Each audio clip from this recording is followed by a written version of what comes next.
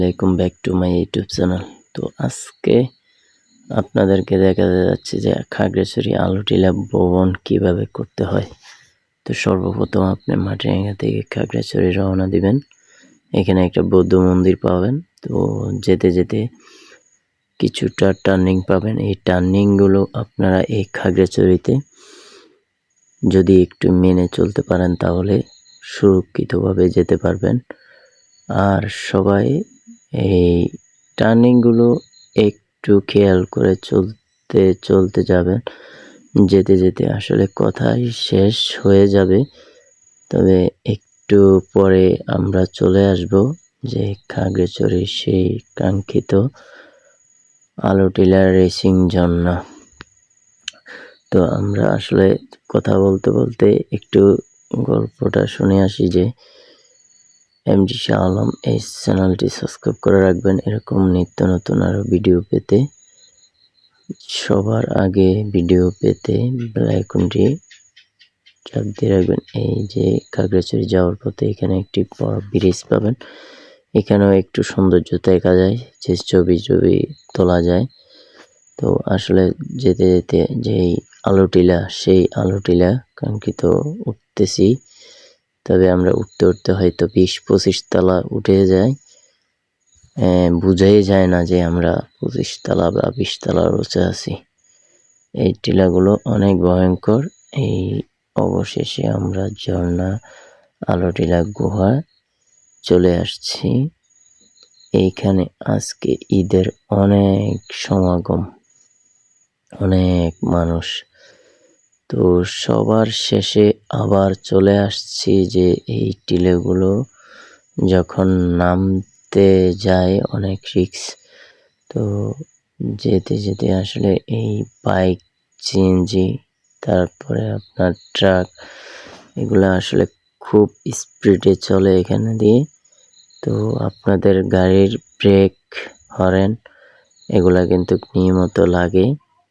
এখানে যদি আপনারা ব্রেক বা হর্ন ছাড়া চলতে যান তাহলে দুর্ঘটনার সম্মুখীন কনফার্ম হয়ে যাবে। তো সবাই আশা করি বুঝতে পারলেন। তো যে যেখান থেকে আসবেন দূর দূরান্তকে, তো সবাই সুরক্ষিতভাবে সুস্থভাবে আসবেন। আর আপনারা ভিডিওটা দেখে যদি ভালো লেগে থাকে তাহলে লাইক, কমেন্ট, শেয়ার করবেন। আর সাবস্ক্রাইব করে দেবেন। পেজে দেখলে ফেসবুকে ফলো দিয়ে থাকবেন, ইউটিউবে দেখলে সাবস্ক্রাইব করে দিয়ে পাশে থাকবেন। সর্বশেষ আমরা চলে যাচ্ছি এখন আলুটিলা গুহার ভিতরে। তো আপনারা যদি ঢাকা থেকে আসেন শান্তি কাউন্টারে, শান্তিতে আসতে গেলে খাগড়াছড়ি কাউন্টারে নামতে পারবেন। খাগড়াছড়ি থেকে সদর থেকে আলুটিলা ভাড়া সিএনজিতে আসতে পারবেন, বাসে আসতে পারবেন। তো এইখানে তো দেখলেন অনেক গাড়ি ঘোড়াতে, বাইকে চলা যায়, সিএনজিতেও চলা যায়।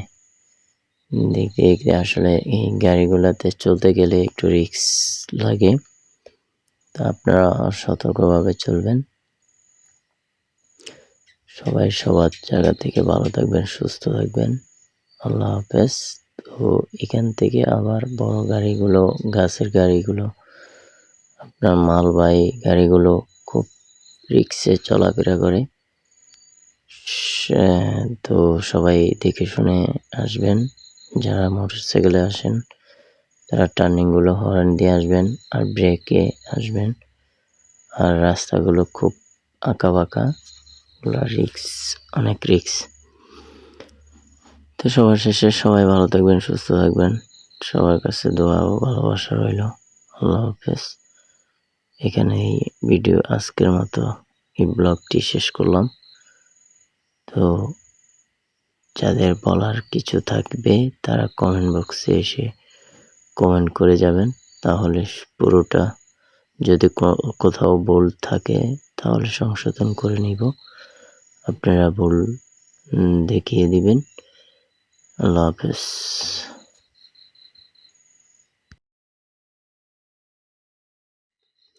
ঘোরাফেরাটা আসলে একটা সৌন্দর্য। তো ঘুরতে যদি মন চায়, যখনই মন চাবে তখনই বেরিয়ে যাবেন। ঘুরে ফেরাটা হচ্ছে অন্যরকম একটা অনুভূতি। তো ঘুরতে ঘুরতে আসলে মানুষ যে কিছু জিনিস আছে যেগুলা দেখা যায় না, আর যেগুলা আছে সেগুলা দেখলেও অনেকটা অনুভূতি আসে বা মনের যে একটা আশা আকাঙ্ক্ষা ওই গুলো কাজ করে খুবই কম। তো আপনারা আসলে এই মন বন্ধ করে কোথাও বসে থাকবেন না, যে আসলে ঘোরার মতো একটা মন মানসিকতা থাকা লাগে। তো সর্বশেষে আমরা আলুটিলা গুহাতে চলে আসছি। এখানে একটা মন্দির আছে, যে উপরে থানা আছে, এর নিচে আলুটিলা।